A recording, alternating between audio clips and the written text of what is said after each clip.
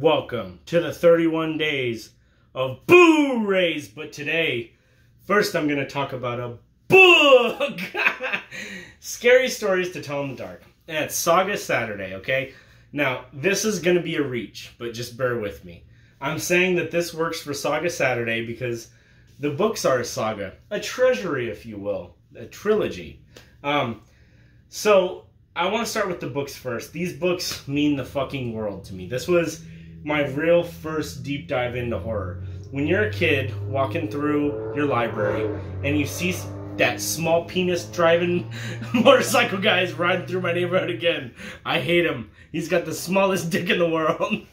Listen, scary stories to tell in the dark. I was a little kid walking through a library. I saw shit like this and I'm like, okay, I'm not gonna rent this. I feel like any kid who's a little into the spooky is gonna see stuff like this and be like, wow.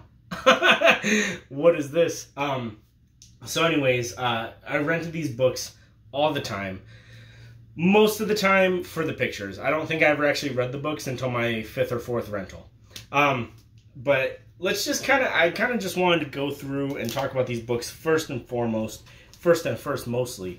Let's talk about the artwork. The stories are good, but the artwork is what makes them. Now, imagine being a kid, you're fucking, what, 7 years old or something. You see that, you're like, oh, that's weird. Okay, don't like. And then you're going through, oh my god, it's a corpse dripping blood with a hole in his arm. Bruh. And the artwork just gets more terrifying from there. Look out, that's just a drawing of a kid with a hoe. A kid with a hoe and a big ass toe. But it manages to be terrifying. Like, it's just a kid and a hoe and a toe. But it's scary as fuck. And that's what I love about these books. It's just the artwork is so creepy. The vibe is creepy. The stories themselves good, but they're so enhanced by the artwork. And I think that these books are really, really important for kids. And here's why.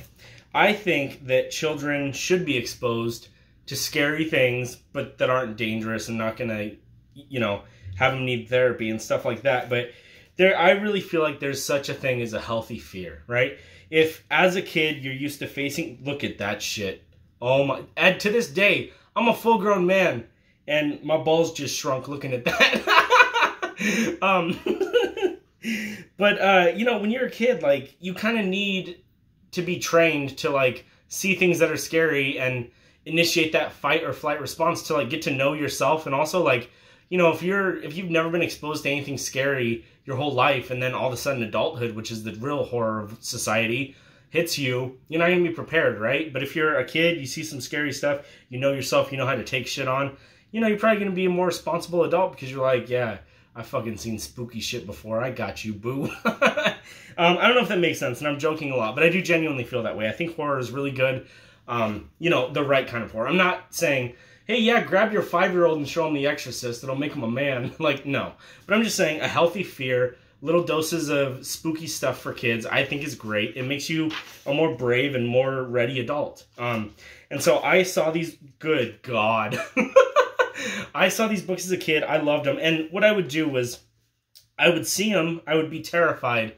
And then I would have to, like, kind of justify in my mind, like, well, what makes that terrifying, And then look at it to the point where I wasn't scared anymore, and I started to see, like, the artistic value that it has to offer. Like, all that shit aside, like, just look at that. Like, I just feel like that's a really visually, like, it's a good piece of art, This is good artwork. It really, because what other children's book has art that sets the tone for the entire story, Like, these stories would be nothing without that visual tone, right? If you're just reading this, like, yada, yada, yada, who cares what Billy Goat said?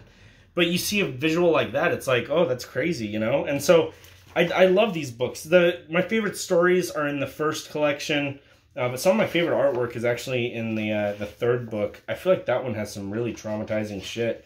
And let me find it. There's a one with a guy with a deformed face, and it's really bothersome. So I'd love to show you. Well, let's go through here. But yeah, if you're watching this video, let me know, comment your comment, tell me what your favorite stories were. We're not done with the video, I'm just killing time so I could find this piece of artwork that spooked me beyond recognition as a child. And I think, oh, there it is. That's creepy as fuck. What's going on? I don't remember the story, but I remember that visual.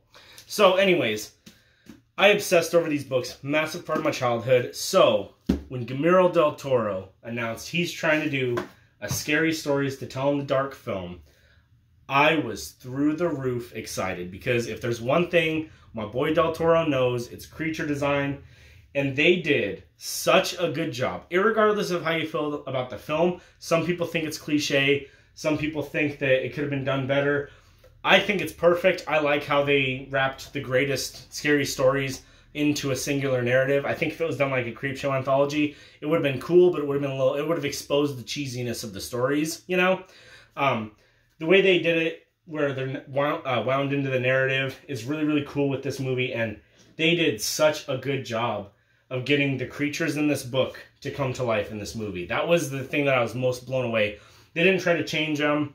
They didn't like CGI them to make them extra spooky and all that kind of dumb shit. Like they literally scanned pages from the book to like 3D print masks and things like that to get this movie as authentic to the books in terms of the creatures as possible. And just that alone, if you were just to show me the visual scenes of these monsters, I would be fully satisfied. But you get an entire narrative. I love the cinematography of this movie. The look of the film is so, so nice. The story, yes, on its own it is very cliche and could have been better, but everything else just enhances it so much. And the Pale Lady in this movie, I've never really been bothered by the picture of the Pale Lady in the book, to be honest with you. She hasn't spooked me that hard, but in the movie, there's something about the way they did her in the movie where she's just like so calm and walking all like with that dopey ass grin, all spooky and stuff.